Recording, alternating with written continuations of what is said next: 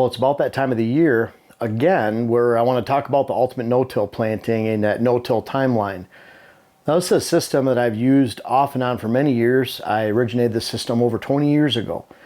And it's a way to actually incorporate and blend and rotate crops without having to use heavy equipment. And so I used it just because I had a lot of sand. And I had a 6-foot tiller, 48 horse tractor back in the day. But every time I tilled, I'd bring up more sand. And so it wasn't really an option for me to keep bringing up sand. I'm trying to improve that top 1-inch layer of soil, but then I'm tilling down or disking 4 or 5 inches down and just keep bringing more sand up and more sand. And I felt like I was really destroying that top layer of soil. And that's even going to today. That's why I don't like tilling that much, disking, because when you have poor soil, it brings me back to that day where I'm trying to work on this and I'm tilling this. And so it was a way to incorporate big seeds and rotations and doing this in an all very efficient manner too. I didn't have a lot of time. So even my tractor back in the day, if I'd plant 8.5 acres of plots all the way up in the UP in Michigan where I used to live, it'd take me 16 to 18 hours of planting, just straight planting. Where if I'm doing more cover crops and rotations, this buckwheat ultimate no-till, then I could do that with an ATV, a cultipacker. We use the Packer Max. And in doing that, then I'm cutting that down to 6 hours instead of 16 or 18 hours. So for efficiency, I get the same plots, not destroying and ripping up my topsoil, improving soil moisture availability, and even just exposing erosion. Now that I live down around in these hills in Minnesota and Wisconsin, every time you're disking, plowing, or tilling, then you're exposing that soil and opening that soil up for erosion. And so that's a really bad thing if you think about that. So that's where this was born. Really, when we're doing this, I'm relying on a crop of buckwheat during the summertime.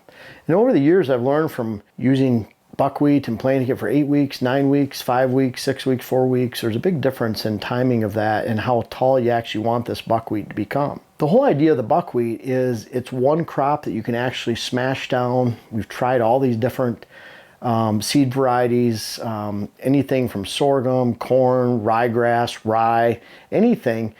Buckwheat's something when you run it over with a Packer Max, a cultipacker, ATV tires, truck tires, I advise you to use a cultipacker. We're actually getting a 6-foot this year, which I can't wait. It's going to be a lot more efficient than the 4-footer. But when you run it over, it lays flat. And so that allows you to put big seeds down below it, lay the buckwheat right over the top. And buckwheat's the only smother crop that completely shades out the ground. What that does is it produces a nice, lush, basically greenhouse effect down by the surface, retains soil moisture, so you can expect immediate germination with just a little bit of rain afterwards, because you're not ripping up the ground and drying it out. So we'll talk about this whole process and how it works. But first off, this relies on you spreading the buckwheat. Now what's great about this is if you have somewhat, even if you have light soil and you put it before a good rain, you're going to get germination from your buckwheat. It's fairly easy to do so.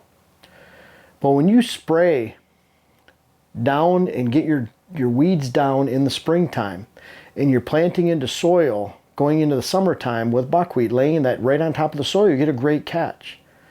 So the problem is you get into this time of year, early June, mid-June, and it's time to plant buckwheat. Well, if you haven't done anything with your weeds, you really should kill them and then till them and then plant your buckwheat, but you're still going to get some weeds coming in because you just tilled up all those weed seeds. And so with any food plot, you're better off killing, tilling, waiting a month, killing again.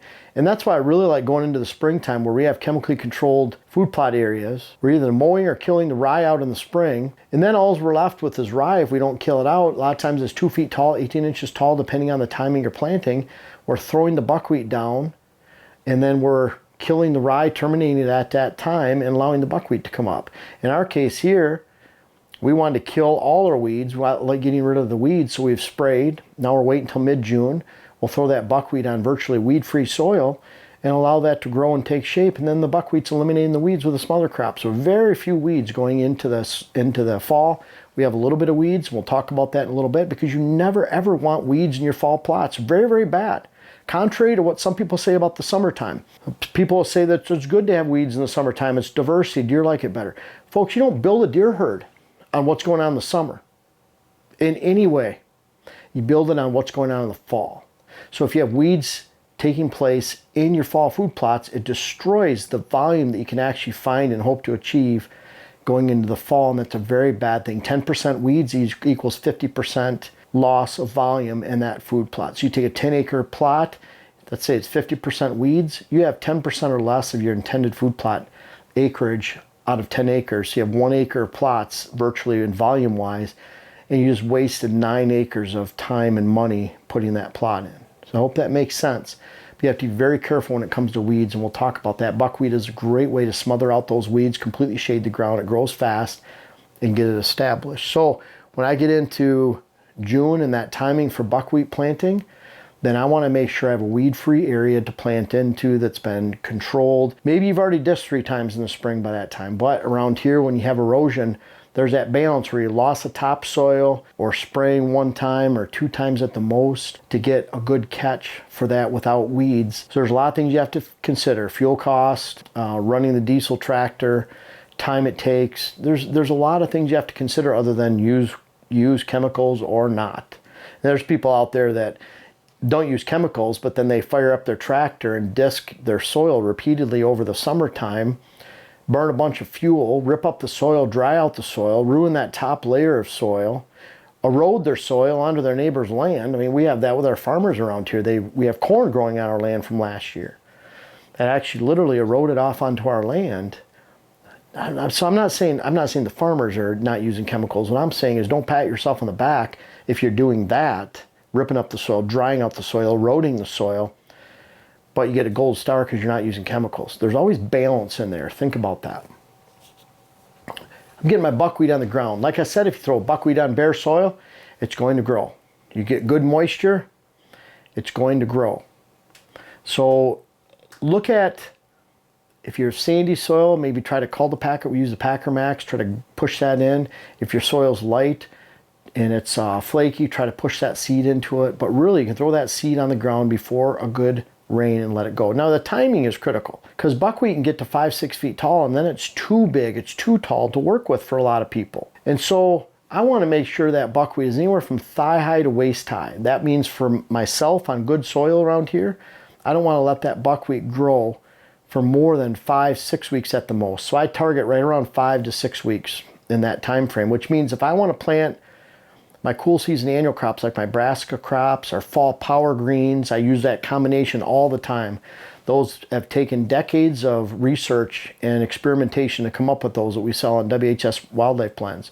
So very important crops to us. But when I want to put those down is right around August 1st. So that means I need to be getting my buckwheat in the ground about mid-June, not Memorial Weekend, not early June, because I don't want it to go 8-9 weeks, because then it's going to get 5 feet tall and it's very problematic to work with, too thick to actually walk in and spread. Think about it, that buckwheat's down at waist high and you're spreading, very easy to spread seed out full width and get a good, really good coverage. And it's not so thick that when you lay it down over the top of the seed, which we'll talk about here in a second, do you have it smothered and it doesn't allow it to grow, or it doesn't allow it to fan out and get that full width of spreading. So you really want to target that now on poor soil, sandy soil, maybe up north. You might want to target 8 to 9 weeks.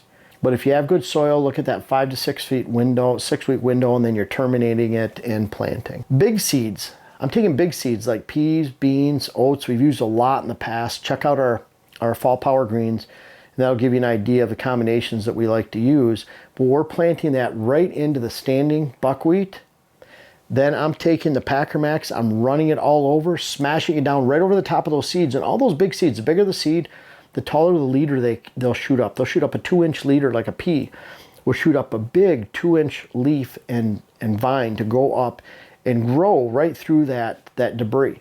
Also, because the buckwheat's fine organic matter, it deteriorates and dies quickly and dries out, turns to dust very fast, turns brown and dries out very, very fast. So I'm using the buckwheat as a nurse crop and an aid in germination because it's holding moisture and holding that seed right against the soil. That's a very, very good thing. You get rain, it just holds it right against that soil. You're not drying out the soil in any way. It's a great way to plant those larger seeds. What we find with the smaller seeds, and I'm doing this around August 1st in my area.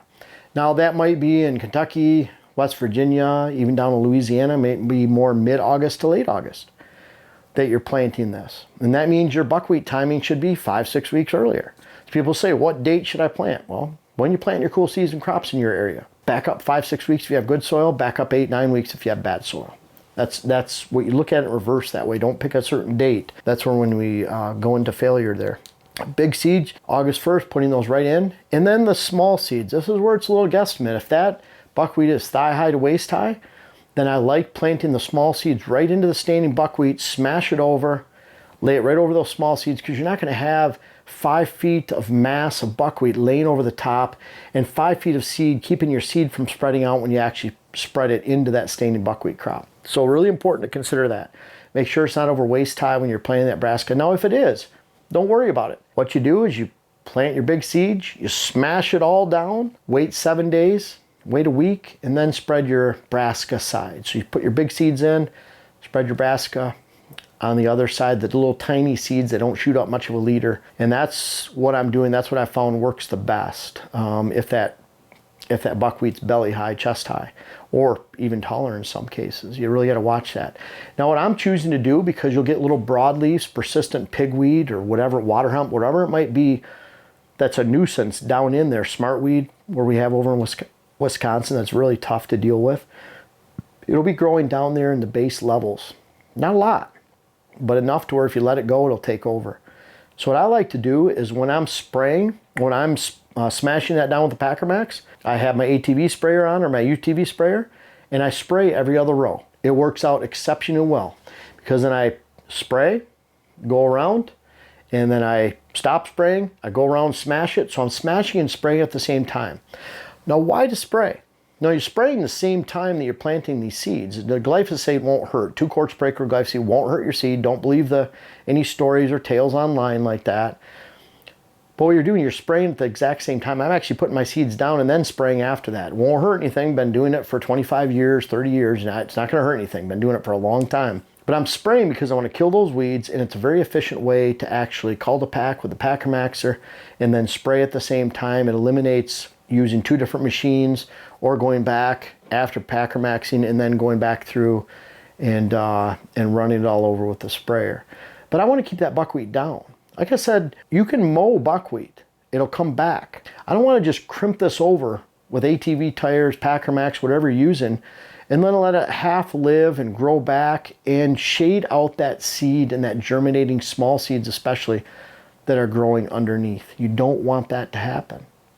So to alleviate that and to really make sure that doesn't happen, then I spray at the same time. I'm taking care of those low-level, really persistent, stubborn weeds, and then I'm also keeping that buckwheat down. You'll find if your buckwheat's gone to seed a little bit, it takes about 7-8 weeks to go to seed, you'll actually get some buckwheat growing in your fall crops. It's not a bad thing. It's not a bad thing at all. You're not going to get a lot, because buckwheat, just like brassica, if it gets shaded out, it dies. So you're going to have more open spots that might have a little buckwheat growing in. That's okay. Deer like it when it's really young, going into the end of August, September. They really crave that, and then the first frost is dead. So it can be a welcome addition. We actually add that in our fall power greens to a 15-20% of the blend mix, because we want to see that buckwheat coming in there. It's a candy crop for the early season, so they leave the brassica alone on the other side. There's a lot of method to the madness here, but you have to follow these steps and timeline. But that's why we're spraying glyphosate. I want to keep it down. I want to kill it. I want that turning brown and crispy and dead within a week to 10 days. That allows sunlight to come down through the germinating plants, and you get a great catch.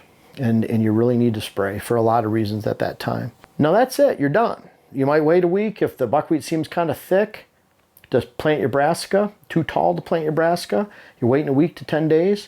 Spread that brassica right down through the deteriorating buckwheat, and you're going to get a good catch. You get an even spread too, because it's all laying flat as a pancake down there. It's pretty cool to see when you look at it. Now on our fall power green side, because we're looking at more candy season crops, peas, light tillage radish, very, very light oats if we use any oats at all. Sometimes we use vetch in there, use late planted buckwheat. But we're planting that because we want an early season crop where the deer really hammer it in September, October. We start to establish a pattern of use through they're staying off those brassicas. We want them to hit the brassica more the end of October, early November. That's a better timing at that time to hit that. So we're really looking at, we're getting this established. We have brassica on one side a lot of the time, power greens on the other, some type of green blend. And then that fits the bill for the entire hunting season. We have corn over here. We like adding that as an addition to really maximize our November and December time frame. But that's not necessary. And with those greens, it's a combination of Nebraska and the power greens, and you have enough power to last for the entire hunting season, and then even through wintertime warm-ups, and especially into the spring. And the springtime is enhanced because about 4 to 6 weeks later, after that August 1st time frame, so around here in early September, we're hitting that with about 150 pounds of rye per acre over the power greens. Now, if your Nebraska crop was a complete failure because you had drought or excessive browsing, over-browsing by deer, then I'm still putting that 150 pounds of rye on the Nebraska side too. Normally I just do it on the power green side because the Nebraska is so tall, the rye won't grow. It can't get shaded out completely. So if the Nebraska is 8 inches tall and the leaves are starting to fill in, there's no sunlight hitting the ground, so that rye is not going to grow. Trust me, you've learned that the hard way. But you're adding that rye to the power green side. When that's starting to get eaten down, you have that reinforcement of rye. Now you have a plot that truly lasts into early spring. Really good 1-2 punch with those two halves of planting. That buckwheat is critical. And then what I'm doing the following years, I'm killing or mowing that rye out. You don't want to get that rye, let that rye get more than 18 inches, 20 inches high at the most. I want to kill it or mow it out and kill it, not let it get too high, because it's not fine organic matter. When you get 5-foot tall rye and you let it go into July and August, it takes years to break that down into the soil, and that's not a good thing in any way. Fine organic matter in the buckwheat, the leaves are 80% moisture. It goes into the ground right away. That rye will stand there. It takes a lot of nutrients to break it down, and that takes from your soil.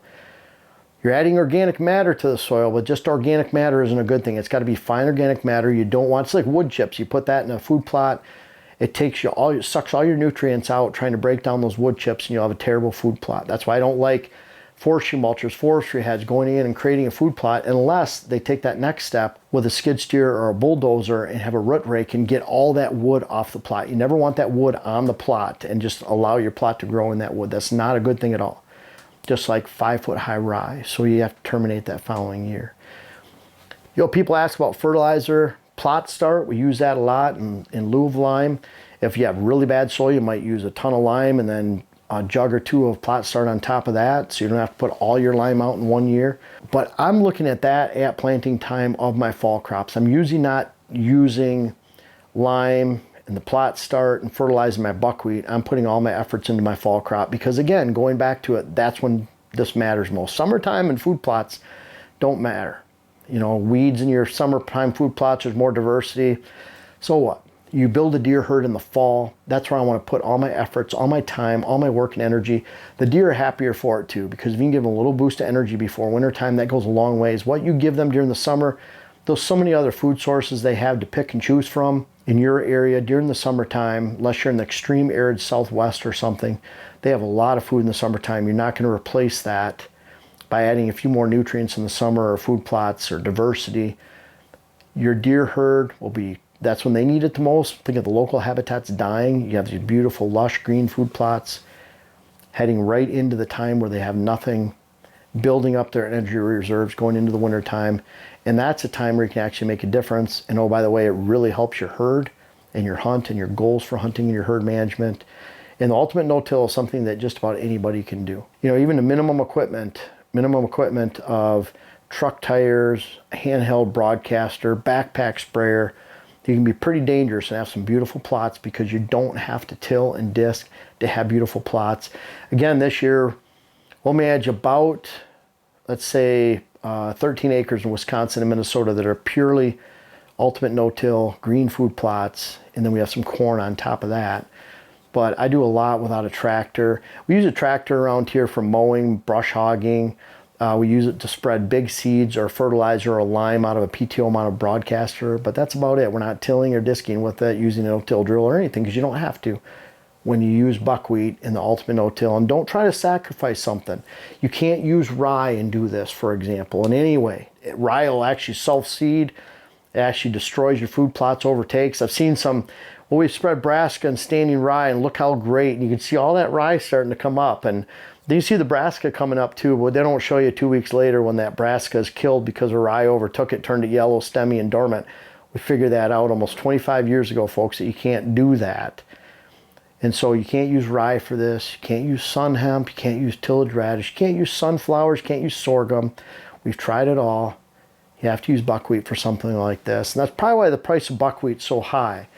You know, our cost is, we make very little money on our buckwheat. We sell it as a complementary product. We sell it by the bag or by the pallet at WHS Wildlife Blends along with rye, but the costs keep going up. I'll tell you what, it's ridiculous.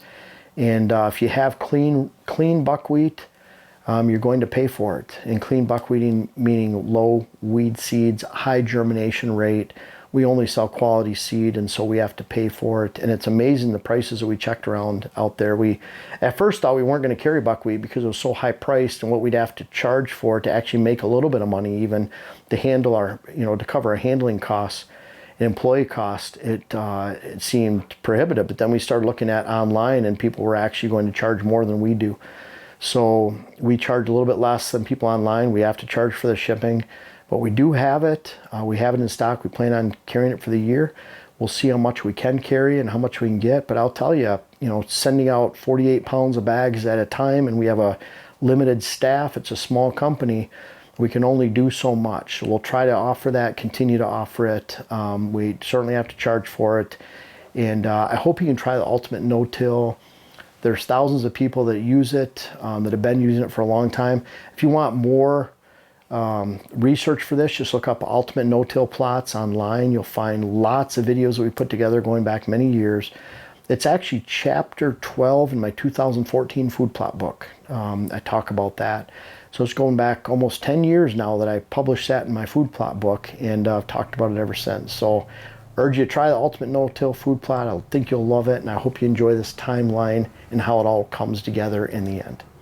Now, I don't know if you've checked out our main website lately, whitetailhabitatsolutions.com, but we've really had a lot going on, including hats, books, our web class, and certainly our new seed company, WHS Wildlife Blends. When you click on seed on our site, it'll take you right to our brand new site for the seed company. We have all 12 blends available.